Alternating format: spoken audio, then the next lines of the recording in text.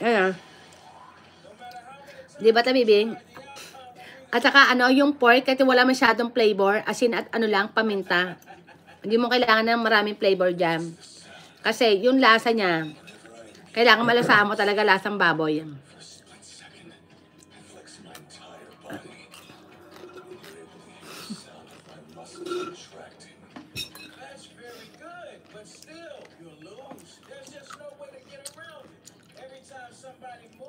Si Kadahon.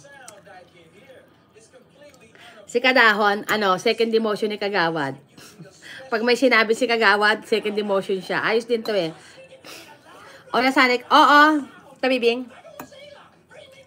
Hindi na hinahanap ng katawan ko yung kanin, tabibing. Kaya nga parang piling ko nag-lost weight na talaga ako. Wala talagang rice. Yung tinapay, kumakain pa ako ng tinapay. Pero napakabihira talaga ng tinapay.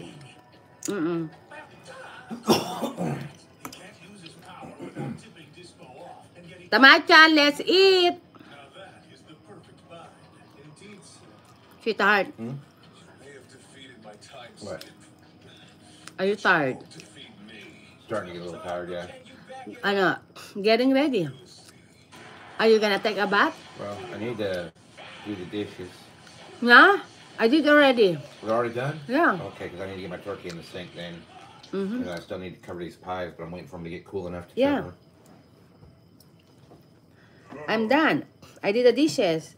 No, What? there's still dishes. You just put that. No.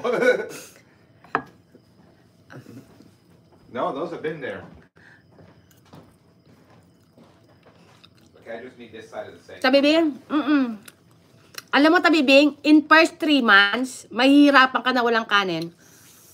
Pero ang gawin mo, ganito ka, bibing, kung ayaw mo talaga magkanin, ano?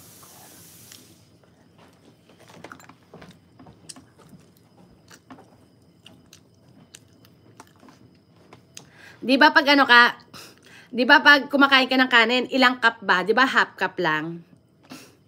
Hanggang masanay ka ng ano, konti-konti. Halimbawa, half cup ngayon. Bukas, ano lang, kalahati ng half cup. Tapos, ako kasi bibing, ang nangyari kasi sa akin, di ba kumakain ako ng rice? 1 cup.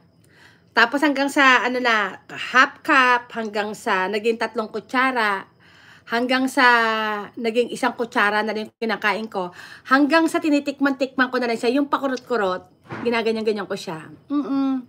Hanggang sa nawala na. Dahan-dahan talaga. Oo. Hindi ko talaga sabihin mo, tinanggal ko talaga yung rice. Talagang dahan-dahan. From the 1 cup, half cup, tapos 3/4, hanggang sa 3 kutsara, hanggang sa 1 kutsara, hanggang sa pakurot-kurot na lang ako sa rice. Ganon. Hanggang wala na, hindi na. Kahit nakikita ko may rice dyan, hindi talaga.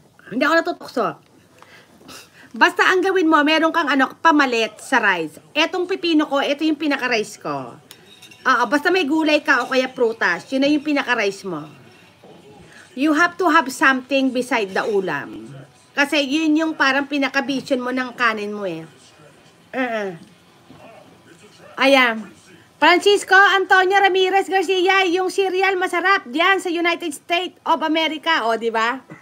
Ayan. Yeah, cereal. I have a cereal, K. I have my cereal is a K.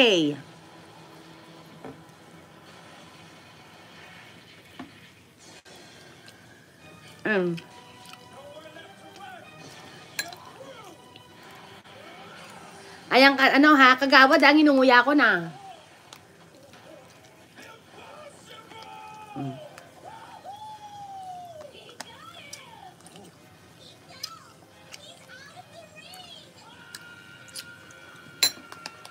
Ayun, trend.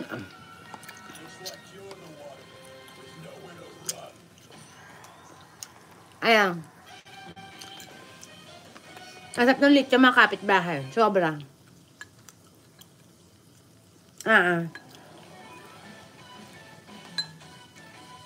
Sobrang sarap ng lechon mga kapitbahay. Lalo pag may taba-taba. Sobrang